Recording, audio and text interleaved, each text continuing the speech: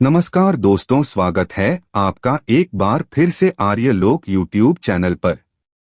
दोस्तों, जिस रावण को सारे संसार में उसकी दुष्टता और असुरी प्रवृत्ति के कारण जाना जाता है, रामायण के अनुसार वो दशानन एक बेहद प्रसिद्ध और विद्वान ऋषि का पुत्र था, जो कि एक प्रकांड ब्राह्मण थे। पर आपने कभी सोचा है, एक विद्वान ब्राह्मण का पुत्र इतना शक्तिशाली राक्षस कैसे बन गया? दरअसल रावण ऋषि विश्रवा का पुत्र था, जो कि ब्रह्मा जी के सप्तऋषियों में से एक पुलस्त्य ऋषि के बेटे थे। यानी कि ब्रह्मा जी रावण के परदादा थे। लेकिन रावण की माता राक्षसराज सुमाली की बेटी थी, जिसका नाम कैकसी था।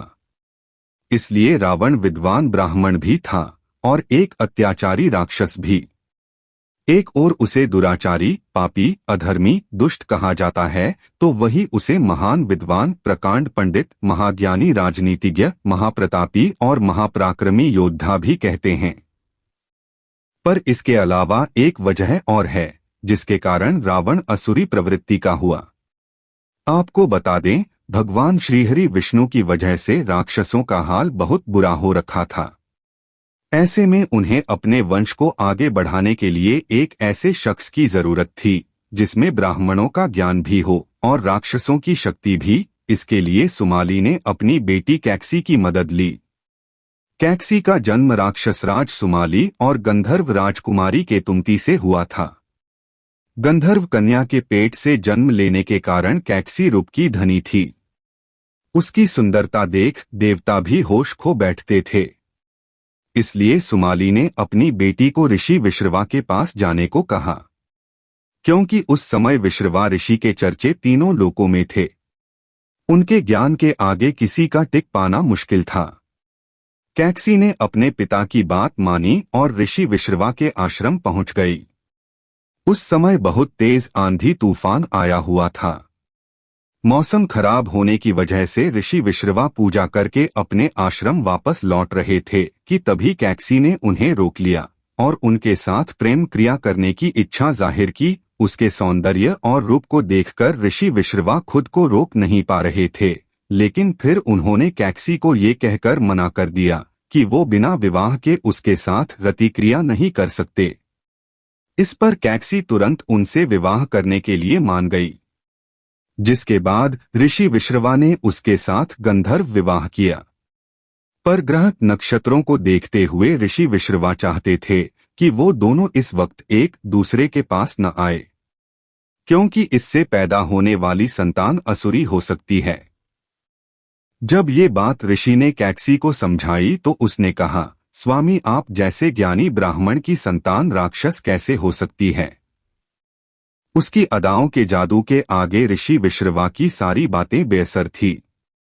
आखिर में ऋषि कैकसी की सुंदरता के जाल में फंस गए, जिसके बाद दोनों एक दूसरे के प्यार में डूब गए।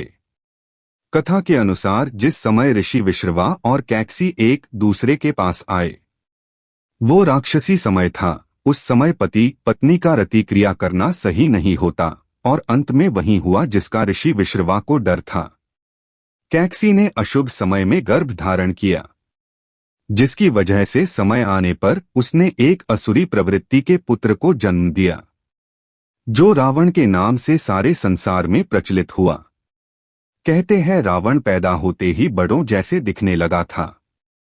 उसे देखते ही वहां की दासियां भाग गई, क्योंकि उन्होंने इससे पहले ऐसा विचित्र नवजात बच्चा नहीं देखा था।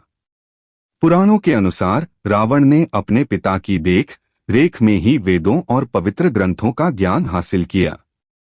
उसने क्षत्रियों के ज्ञान, युद्धकला, आयुर्वेद, ज्योतिष और तंत्र विद्या में भी महारत हासिल की। रावण को संगीत का भी बहुत शौक था। रुद्र वीणा बजाने में रावण को हराना असंभव था। इतना ही नहीं, उसे वायलन भी बनाया था, जिसे रावणहत्था कहा जाता है। लेकिन रावण के अंदर असुरी गुणों को बनाए रखने के लिए उसके नाना सुमाली ने बहुत प्रयास किए। कहते हैं बाद में रावण का पालन पोषण उसके नाना के यहाँ ही हुआ, जहां उसे असुरों और दैत्यों की नैतिकता और शक्तियों के बारे में बताया गया। जिसके बाद असुरों के साम्राज्य को बचाने के लिए रावण ने पहले ब्रह्मा जी को प्रसन्न करके उनसे शक्तियां प्राप्त की, क्योंकि उसे पता था कि ब्रह्मा जी उसके परदादा है। फिर बाद में शिव जी की तपस्या करके उनसे अमरता का वरदान मांगा। हालांकि शिव जी ने उसे अमरता का वरदान देने से मना कर दिया, जिसके बाद रावण ने उनसे ये वरदान मांगा कि उसे मनुष्यों और वानरों के सिवा और कोई न मार सके। दरअसल रावण वानरों और इंसानों को बहुत कमजोर समझता था। उस लगता था कि उसकी शक्तियों के आगे इनका टिक पाना असंभव है। लेकिन बाद में भगवान विष्णु ने श्री राम का मानव अवतार लेकर उसका ये घमंड चूर कर दिया।